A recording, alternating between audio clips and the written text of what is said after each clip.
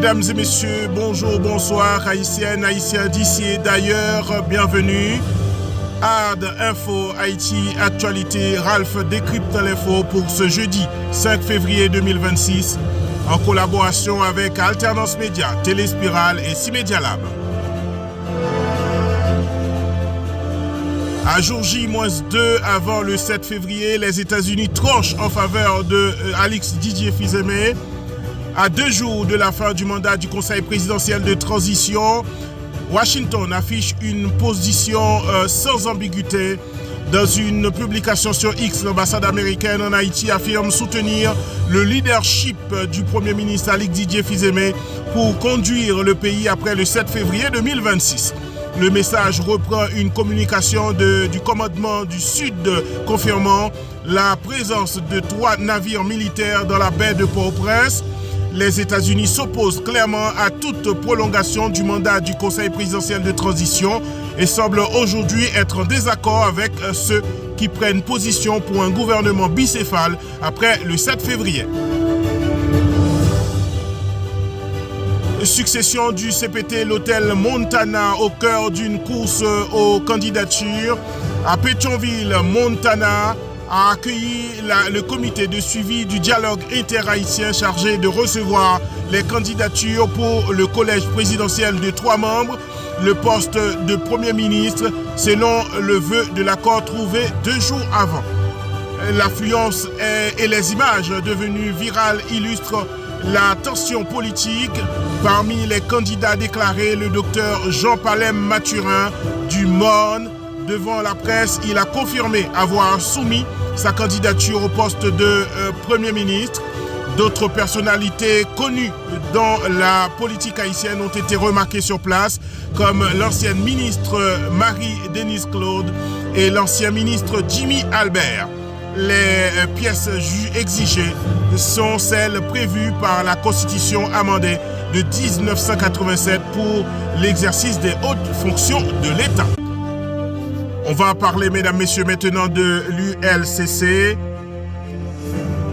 L'ULCC et le CSCCA saisis dans le dossier du ministère de la Défense les accusations de détournement de fonds formulées par le directeur général Jean-Ronel Sistanis contre le ministre Jean-Michel Moïse déclenchent des suites institutionnelles.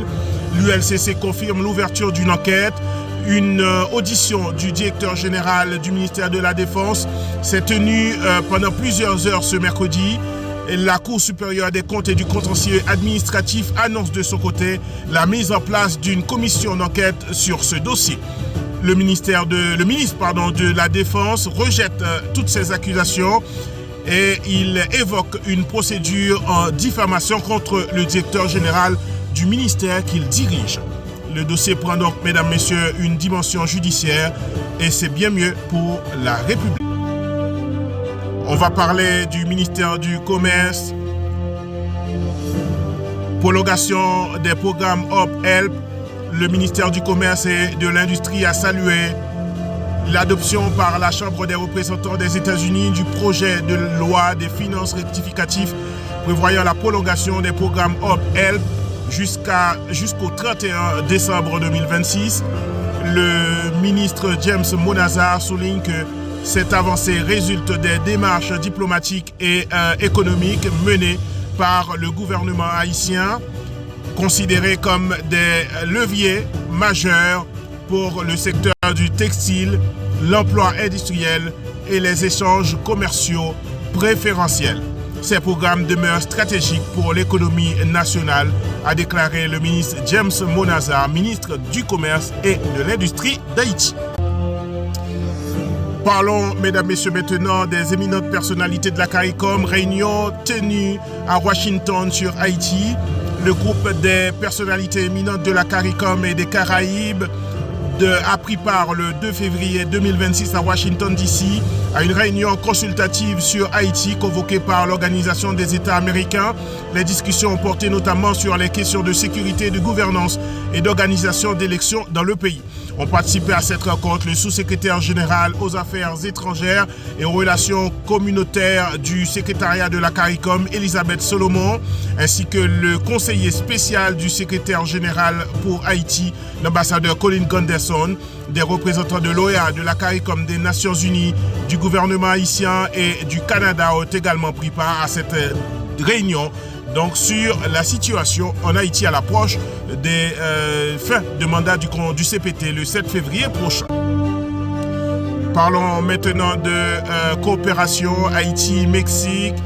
Le ministre des Affaires étrangères et des cultes, Jean-Victor Avel Jean-Baptiste, a reçu hier mercredi l'ambassadeur du Mexique en Haïti, José de Jesus Cisneros Chavez, dans le cadre des petits déjeuners avec le chancelier.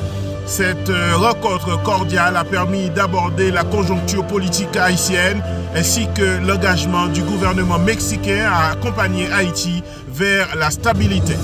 Les deux diplomates ont également discuté du renforcement de la coopération bilatérale entre leurs ministères respectifs. Une attention particulière a été accordée au projet de transformation de la direction du protocole en protocole d'État. Maintenant, mesdames, messieurs, parlons des questions internationales. Immigration, ICE à Minneapolis. Retrait immédiat de 700 policiers de l'immigration, annonce Tom Homan, l'émissaire de Donald Trump à Minneapolis. Il a justifié cette décision par une meilleure collaboration avec les autorités locales. Près de 2000 agents resteront sur place dans le cadre de vastes opérations anti-immigration qui a débuté début décembre. L'émissaire de Donald Trump à Minneapolis, Tom Homan, annonce dans une conférence de presse que le président américain a évoqué la possibilité d'une approche plus délicate dans la mise en œuvre de sa politique anti-immigration, selon un extrait d'interview diffusé par la chaîne NBC. Mais il faut tout de même être dur, a-t-il ajouté. Rappelons que le DHS a publié aujourd'hui une note prolongeant l'autorisation de travail pour les Haïtiens qui possèdent le TPS. Cette décision intervient après la décision du juge Anna Reyes pour suspendre la décision de Donald Trump de mettre fin le 3 février de TPS pour les Haïtiens. On va maintenant, mesdames et messieurs, en Ukraine pour la première journée de pourparlers entre Kiev, la Russie et les États-Unis close. L'Ukraine a assuré hier que les discussions avec les délégations russes et américaines à Abu Dhabi pour tenter de trouver une issue à 4 ans de guerre avaient été substantielles et productives, axées sur des mesures concrètes et les solutions pratiques, a-t-il déclaré le négociateur en chef ukrainien Rustem Osmerov sur les réseaux sociaux. Après la fin du premier jour de négociation, les pourparlers doivent se poursuivre aujourd'hui pour la deuxième journée. Ce jeudi, l'émissaire américain Steve Witkoff annonce un accord pour un échange de prisonniers entre la Russie et les Ukrainiens. Aujourd'hui, les délégations des États-Unis, d'Ukraine et de la Russie à Abu Dhabi sont convenues d'échanger 314 prisonniers. Le premier échange de ce type en 5 ans a fait savoir ce jeudi sur le réseau social X l'envoyé spécial de Donald Trump. On va maintenant, mesdames et messieurs, à Taïwan. Xi Jinping met en garde Washington.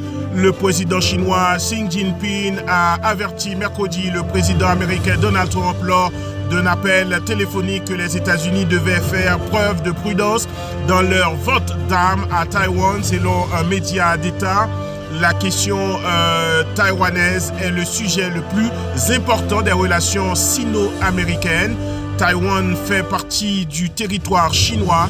La Chine se doit de se défendre sa souveraineté et son intégrité territoriale et ne permettra jamais que Taïwan soit séparé de la Chine. Les États-Unis doivent impérativement faire preuve de prudence sur la question des ventes d'armes à Taïwan, a indiqué Xi Jinping selon une agence de presse chinoise, Chine Nouvelle. L'île de Taïwan et la Chine continentale sont séparées politiquement depuis la guerre civile chinoise achevée en 1949. Pékin revendique le territoire et dit souhaiter une réunification pacifique, mais n'exclut pas l'usage de la force pour prendre le contrôle du territoire insulaire. On va maintenant, mesdames et messieurs, au Panama, rejette les menaces de Pékin.